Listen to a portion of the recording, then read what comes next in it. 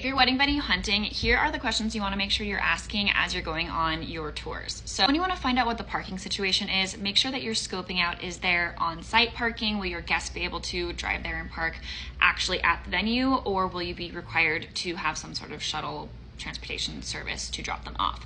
You also want to make sure that if that is something you're planning on doing, there's a good turnaround for a bus if you're going to be having large school buses or charter buses or anything like that, that there is a location that is going to be convenient for the bus to actually get to the venue and drop off your guests. The second one is bathrooms. You want to figure out what the bathroom situation is. A lot of venues here in Montana are somewhat rural, and so there's not always an actual functioning restroom on site. So either that's like a porta potty situation, or we bring in restroom trailers. So make sure that you know what you're getting into when it comes to restrooms, and that whatever they have on site is going to accommodate your potential guest count, or if you know that you need to bring in additional restrooms. Obviously, also want to ask what all is included. So if it's a venue that has tables and chairs, or if that's something that you have to rent and bring in outside. So look, full service venue typically will have tables and chairs available on site that you can either rent as an additional cost, or that will be included in the purchase of your venue.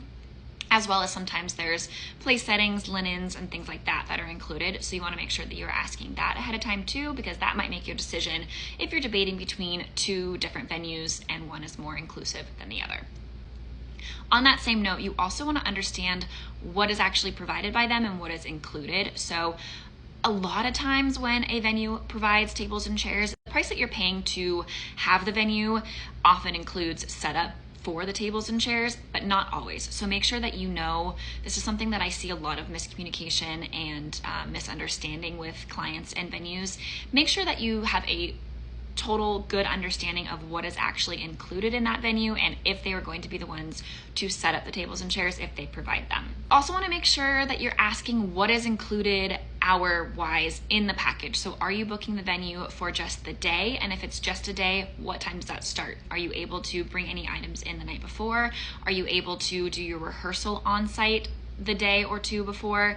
And how many hours do you actually have the venue, not just how many hours are you allowed to have like your guests at the venue? So if you're booking it for the day, what time are you able to get access to set up, and what time do you have to not only be done with your actual like wedding reception, but what time everything has to be out.